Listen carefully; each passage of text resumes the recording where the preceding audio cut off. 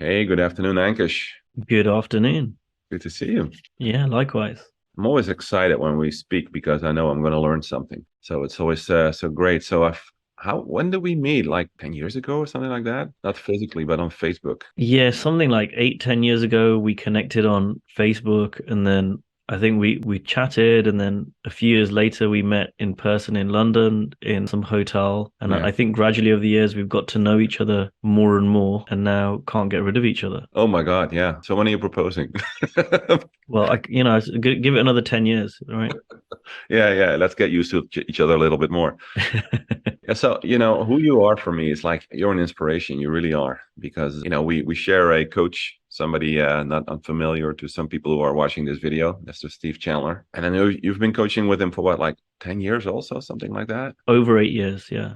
Yeah, yeah, yeah, yeah. Me also. I met him in 2009, hired him as a coach, and since you spoke with him, many more times than I did. So you worked more intensely with him. But we both love that guy, and I've seen you move really from the Ankush I spoke to then, and now, last year I know you went to Steve. This year, actually, Mr. Steve Hardison. I see how you're transforming in front of my eyes. So what I admire about you is you're always looking for how do I grow? How do I make myself better and people around me better? What I admire you is you're creating things, right? Your man's immersions programs, you've been doing them for how long? Have you doing that? Again, 7, 8 years, yeah, long time. Yeah, it's a long time now. You have your coaching school. You're always out there. You have a book out there that I see. I think in your on the Yeah, bookshelf also. just that, yeah. Yeah, the one with the 15,000 copies. That one. Yeah. So I really admire that because I love people who create stuff, right? Not just keep it here for yourself but just really bring it to the world. And you're one of those people who do that. So I deeply admire you for that. And, I just look forward to this conversation. Thank you. And I really appreciate you, and I appreciate our friendship, and I appreciate you asking me to do this. And like I said before we started recording, I get a lot of requests to do Yeah. stuff like this, and I have to just say no because I'm just so busy nowadays. But when you asked me, it was an easy yes because of who you are. And likewise, I've watched your journey over the years and watched you develop and continue to grow and develop, which I really admire. Yeah, it's unbelievable, man. So 2022, right? Not the last month of 2022, almost at the end. So what have you been up to in 2022? What have you done? What have you created? What are you up to creating? What are you doing? I'd say, and this might sound a little trite, but the biggest thing I've been creating this year is myself in a very conscious way. And what people may have seen who follow me on social media has been the kind of the outpouring of that. So it's crazy to look back and think how much has happened in the last year where I've created a school for coaches, run two more men's immersions. I've carried on working on my second book. There's all sorts of stuff that's happened out in the world. But this is the year where I started working with Steve Hardison at the end of last year and then did some more work with him this year. And the impact of that has been really consciously creating who I am in the world and who I want to be in the world. And that's been remarkable, right? It really has. And it feels like it's kind of shaved off many years in my growth journey, which is crazy to think. I've been involved in personal development now for 21 years, right? And more intensely over the last 10 was as a professional coach, but still it's been a long time. And it's crazy to me how, as I stay in this journey, there's still so much I don't know, so much that I see that is impactful for me, which I love, by the way. I'm kind of addicted to that, to see those shifts and growths and jumps. And it's wonderful to see actually this year my wife has really noticed, because often I talk to coaches and they kind of joke around that, they'll have these big shifts and changes and their wife will be like, you're still the same, you still leave your clothes on the floor or whatever. My wife's seen changes, but maybe slower. But this year she's really noticed, which was a big thing. And my clients have really noticed. But I always seen the change in me, but this year it's been very, very noticeable from other people's perspectives. That's a big one. If your wife starts noticing, then I still remember I did a landmark program in London a while ago, and I was just dating Diana, my wife, and we were together for like a year. So I went to do the advanced course, and I called her up from London. I was totally excited about this program. I called her up. I said, "Hun, you're gonna get a whole new husband when I get home." She said, "I don't want a whole new husband. Come home now." You are, but it's fun, because loved ones usually are, they're used to the old version, that's the version they married to, or the one that they started dating or whatever. But it's really big if she says that you change for the better. So what's the number one thing that is changing your relationship? I've committed to really being an amazing husband, right? And that will mean different things for different people. But for me, I made that again a very conscious decision. Whereas before, it was not that I didn't care about that, but it was like it was a line item, right? It was like on my to-do list. Okay, I need to also spend time with my wife. I've got 10 other things to do. Yeah. And that shifted this year. And not even at the start of the year, probably shifted towards kind of middle second half of the year, where I realized I didn't want to see her in that. I didn't want to see her as something on my to-do list. I don't want to see that like, oh, okay, like I had this victim thinking around like, oh man, it's so hard being a man. You got to handle business. You got to be a good dad. You got to, please the wife. It looked like I was in a world where I was having to manage and please everyone else. And that was even quite, I wouldn't have described it as that, but that was what was going on underneath the surface. And I made a commitment and I didn't even tell her. I actually told her last night for the first time. I made a kind of a secret commitment at the beginning of September, or maybe it was August, where I said, I am committed to being such an amazing husband that my wife will go around saying, I've got an amazing husband, right? And I'd always joke around that my wife keeps me grounded, because I'd have clients praise me and my wife would tell me what's what. I mean, I know you can relate to that, right? But it's work, and it wasn't necessarily easy. There was a lot of swallowing of humble pie and biting my tongue at points. But I have really made a massive commitment to that in every way. And what I found is the things that previously looked like a chore have now become a joy. So it looked like a chore to, spend time with her in the evening. Oh no, I've got to finish off a bit of work. Oh no, she wants my time. That's become a joy, which I didn't expect, right? Giving her a back rub or a foot massage, that looked like, all right, okay, I'm going to do this, but now you got to do something for me. It's become a joy just for the sake of doing it, right? And it feels like, I'm going to touch wood, I don't want to jinx it, but this is probably the best connection and relationship we've ever had. Better than when you first start dating and it's all new. Better than when we first got married and, in that honeymoon phase. This is it. And that's been so rewarding for me. And what's been really interesting, no one hires me for relationship coaching. No one ever has. And I've often talked about it, but I've talked about it so much recently with both men and women. And often people come to me for, making more money or business coaching or consultancy. And what I've discovered for me, but also help people see, is that if you can have that home life really great, everything else flows. It's so much easier. Yeah. And no one talks about this. Well, somebody said once, happy wife, happy life, but it's really true. That's cheesy, right? But it's really true. And I can relate. And you know what I like about that is you really made that secret commitment, right? It's what you call it. Like you didn't tell her about it. So you just said, let me see. Because most people, they walk around and they go like, all right, so I let the outside world tell me who I am, right? There's all kinds of evidence in the outside world, and that tells me who I am, right? That's how most people. And then when you make a commitment, like, you know what, this is who I'm going to be. And then the evidence, I'm going to see the evidence in the outside world. So you're now starting to see in your wife that she sees who you are for yourself and for who you are for you, right? And for her.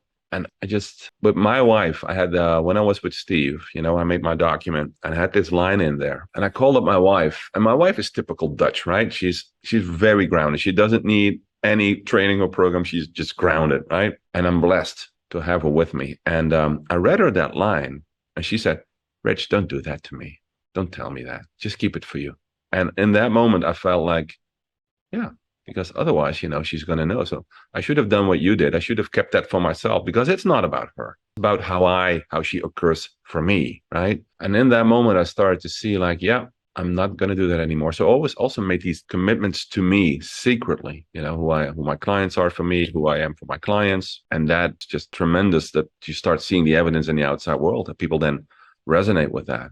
So I can totally relate. And my wife has the ability to cut through everything, right? Sometimes I'm talking to clients. In the past, I was talking to clients, like this is like 5-6 years ago. And she would hear it. And then the call was over. She would come to me and she said, do people pay you for that? And I'm like, oh, that hurts my feelings. Why do you say that? She said, well, I can tell you right there, that's not going to work. And I believed her. And she was usually right, because I was in my theoretical kind of thing. And I learned so much from her. She's amazing. Not to say that she's perfect. She gets her things that trigger her. She's looking for a new job. She quit her job for a year, and now she's looking for a new job, and she gets very nervous. Oh, should I take this job or that job? And this one's paying better, but the other one is, closer to home. What should I do? What should I do? And then I get to help her with that. Mm. By the way, are you open for people wanting to hire you for relationship coaching? Because if you share this story, that's what you Yeah. can expect. Well, I'm doing the work anyway. So it's, people hire me for whatever they hire me for, and then we do the work that we do, right? So Yeah. I've been having loads of conversation about relationship coaching, loads. And there was a little bit in my head, which was like, people aren't going to want to talk about this, right? Like, this is it started off as a personal exploration for me. This is something I was doing very much for me. And I've had some of the deepest conversations with men. And so many times I've thought I think women would be surprised, but I don't think that's true. I think men and women are both looking for the same things, right? We want love, and we want to give love and receive love. We want to be respected ultimately in any kind of relationship. And men and women aren't so different. And it's been so interesting for me to talk mainly to men, but I do coach women on this too. But just how much of an impact we can have in creating someone else, especially in a romantic relationship. And, Steve Hardison talks about ceiling to floor. He's got this metaphor, which is whatever you think is the most you can possibly create is a ceiling, and then you make that the floor, and then there's a new ceiling. I've really been seeing that in my life, where the best like my marriage could possibly be like was there, and the ceiling keeps, either ceiling floor or the ceiling keeps going higher. As I'm seeing that for me, I'm seeing that for other people, right? And it's so powerful because, there's that saying, how you do anything is how you do everything. As I'm shifting in my marriage, it's opening up all these possibilities, everywhere else, right? It's actually, I've become a better father because of how I'm being as a husband, Of course. right? Yeah. I've had to be a better listener to my wife to be an amazing husband. Guess what? I bring that listening elsewhere in my life. Yeah. I've had to put my ego to one side, right, to be a great spouse. Guess what? I bring that same quality elsewhere. And I wrote about this recently where I said, one of the biggest impacts from working with Steve Hardison, or the impacts in my life, has been in my marriage. And I don't remember explicitly talking to Steve Hardison about my marriage. I told him, I was like, hey, Steve, this is going on. But we never even talked about that. Mm-hmm. It was my commitment that came out of those conversations. Yeah. But also there was one thing I will credit Steve with that I had never seen before was he's got this amazing marriage with his wonderful wife, Amy, who I love both of them. Really, they're such great people individually and as a couple. But what I was so shocked about when I would say their book came out, it's Amy's book, but it's about so many of Steve's stories in there, was how difficult and challenges they had in their marriage. And so many of the people that I'd met or talked to me about relationships or dating, it was always like, yeah, we had problems in the past, but like, it was almost like it should be effortless. It should be fine. It should be perfect. And so I always used to think, well, there's something wrong with me, or there's something wrong with our marriage. And like, I've got to figure this out. But when I was able to like, wow, these two are like this amazing couple, and what they were close to divorce, right? They were squabbling. They were arguing. What? They're so different. It kind of took a lot of the pressure off me and enable me to go, all right, well, let's get rid of that excuse that it's the wrong person or there's something wrong with me or whatever. And now I can really create from a place of just where I am, right? And I don't need to change my wife. I don't need to change anything that she is or does or anything. Mm-hmm. And guess what? So many things that I had wanted for years to her to be different have started happening, right? So you gave that little example of your wife going, yeah, that's not going to work in that hour, that cut. I've had not necessarily that experience, but I've had experiences where my wife might say something to me and I'm like,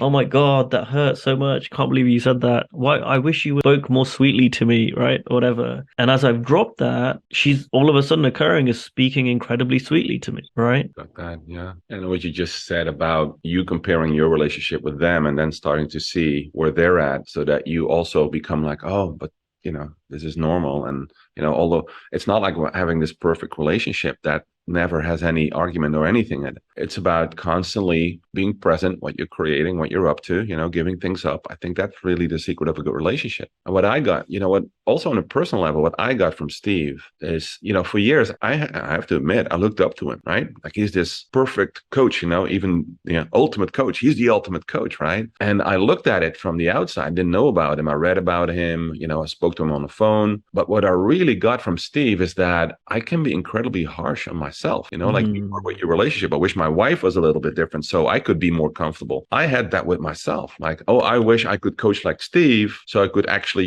do this and that and that. But what I really saw is that despite the fact that he's an amazing guy with an amazing commitment to being the best version of himself, through seeing also what he went through with the book, reading the book, I got more compassionate with myself. Yeah.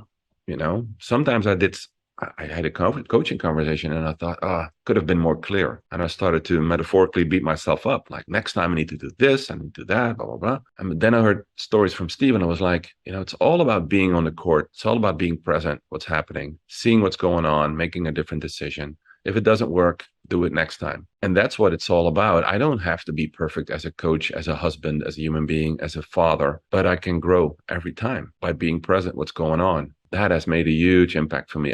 I say what I'm up to, and then my thoughts and feelings, my past-based behavior and feelings and thoughts, they have something to say about what I'm up to, right? Am I choosing this or am I choosing that one? What's my commitment? Am I committed to my past or am I committed to my future? And I've lost a lot of weight. I'm playing a bigger game in companies now. I used to work with groups. Now I'm working with the leadership of those groups. I've created this online program that you know about. And I'm, it's just amazing what flows if you're clear to what you're committed to. Am I fully clear? Not always, because it goes out of existence if you keep generating it, right? It goes out of existence because you go back. Werner once said this beautiful quote. He said, if you take your word back, that's fine, but you're also going to have back what you got, who you were before. You're going to have your old personality back, right? And that's so true. And I admire that so much about Steve. When people see him walking around with those headphones on and don't know what he's doing, he's listening to his document, right? And people think he's listening to music and running around or whatever he's doing. He's listening to his document. He's generating it constantly. And I don't know anybody on the planet, maybe you do, but I don't know anybody who's got that big of a commitment to being what he says he is, right? Yeah. And that's really inspiring. That's who he is for me. Just somebody who shows what's possible. And by seeing that, I can be that too. You can be that too. It's in everyone. Yeah. No, I love that. And you're right.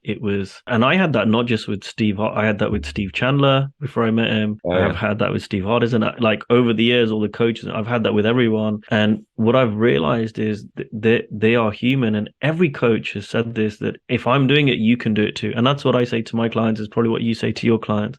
Of course. And finally, after 21 years, it's starting to really sink in. I get there eventually.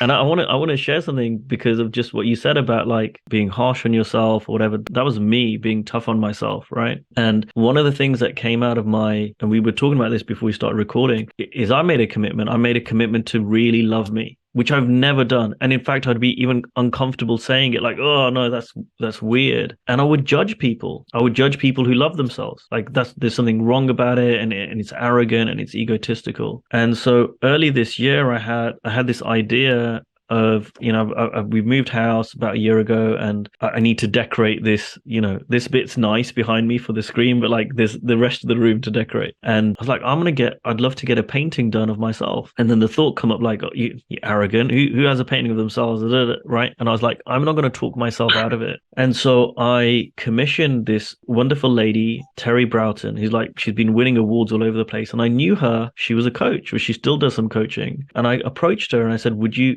paint this painting of me? And she said yes. And so she's in the process of creating it. It's going to be finished very soon. And I would have never done that, right? And I've been telling my clients, I know that I'm going to get judged for having because it's a big piece of work, right? It's massive, this big painting of myself. Right. And in fact, my wife told her boss, hey, Kush is doing this. And they were all taking the piss, right? Like, oh, you should get one of you. And when I told my wife I'm going to get it, I love her. She said, isn't that what dictators do?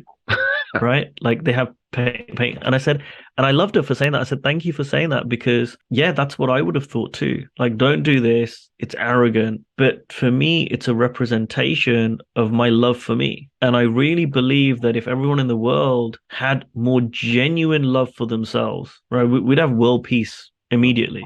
Yeah. Right, it would instantaneously change the world. It would get rid of crime and wars and so much, all the stuff that we think we should change in the world, like that would happen if we all loved ourselves more. So for this was like me making a stand for me loving me, and that being an inspiration to other people. And I know people are still going to judge me for that, and that's something I also took from Steve Hardison, is like he's unashamedly him, despite whoever judging him or thinking this or thinking that. And I've taken that a little bit for myself, going, well, you know what? What could be more important than me, really, in my life? I'm not saying that, oh, I think I'm better than people or above people, but what could be more important than that? And the love for me. And so this process has been like, to be honest, even if the painting never got made, like I've got my money's worth from the process. Because it's been that commitment to really loving me, despite what anyone says, despite what anyone thinks. And when it is done, it's going to be on my wall over there. And every time I look at it, I'm going to be reminded of that, like as Marianne Williamson says, we are all children of God. Yeah.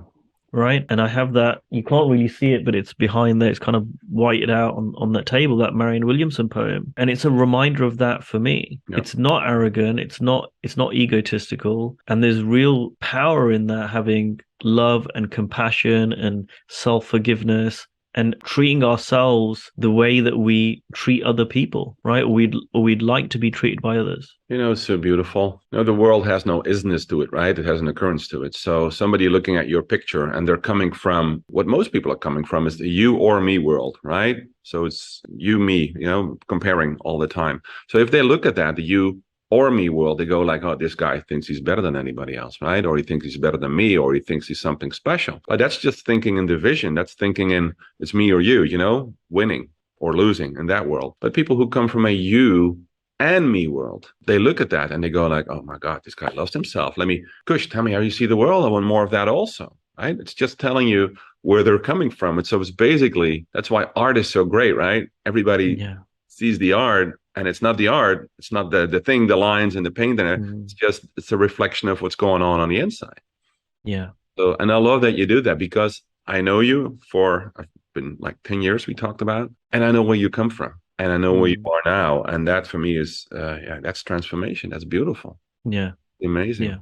Yeah. I have something of a similar story. I was chatting with somebody over Facebook and we did the TCC event last weekend. So with Judy Thurston, we created a collective. So we had 2 full days. And then somebody asked me over Facebook, how was it? And I wanted to type, it was brilliant, right? But I didn't see it in that moment, but I typed, I was brilliant, right? So I typed, I was brilliant. And then the person started replying, of course you are. And I'm absolutely sure. And I love that you talk about yourself that way. And I said, it was a weird reply. So I looked back, I said, oh no, I meant it, not I. But then I started thinking like, wait, when I read I was brilliant, I had a judgment like, oh, that's pretty arrogant saying that I am brilliant. And then I really started to look at, hey, that's because the reaction of this lady was beautiful.